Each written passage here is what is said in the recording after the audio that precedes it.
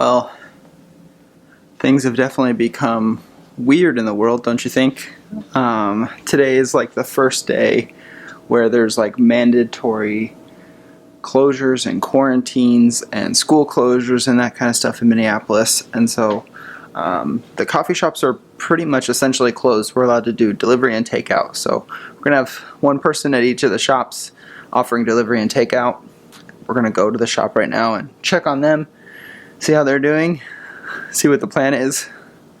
But I thought I would just make some videos of what our new life is like, what quarantine life is like, self-quarantine life. So if you don't need to go out, don't go out. You can order food online.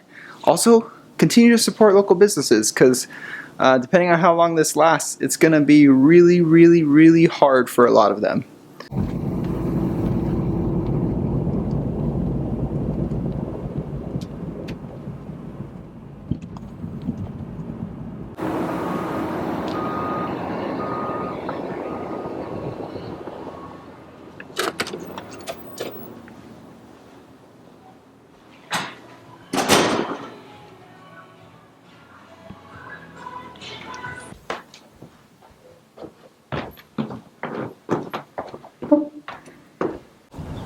Well, we finished all our meetings and stuff, and we're as in good of spirits as you could possibly be considering our new reality. Just want some answers. It'd be nice. The city is like completely empty. We just drove through downtown Minneapolis and it is ghost town empty. Super weird, but now it's time to go home and practice being quarantined, I guess. Self-quarantine. I think that's what they're telling everyone to do. So time to go home, hang out with the pup and the cat and the wife and the roommate, and just make best of it. So we'll see what we're going to do today. I got some ideas of some videos I want to make with you guys. So we'll just get to work on those and try to live life the best and as normal as we possibly can. This is just day one, and it was super strange. I went out a bit today. I drove through downtown a couple times, and it was just empty. There was so much parking, and there's never parking in a lot of those spots, and it was just empty.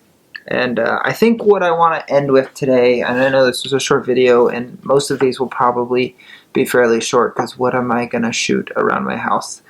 I just want to end with an encouragement. I think it's so easy to use this time where we're forced to disconnect, where we use words like social distancing as an opportunity and a reason to disconnect from our world and disconnect from the people around us and disconnect us from the really, really good things that are a part of life. And I just wanted to encourage you is that social distancing doesn't need to mean ending of relationship or walking away from relationship or connection with community. It doesn't need to mean that we stop serving our neighbors and loving our neighbors and caring for our neighbors. It just means it has to look different. And so the challenge for you is to figure out how to do that.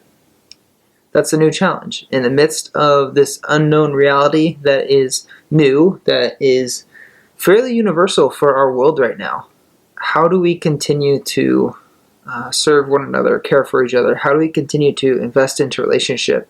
What does that look like moving forward?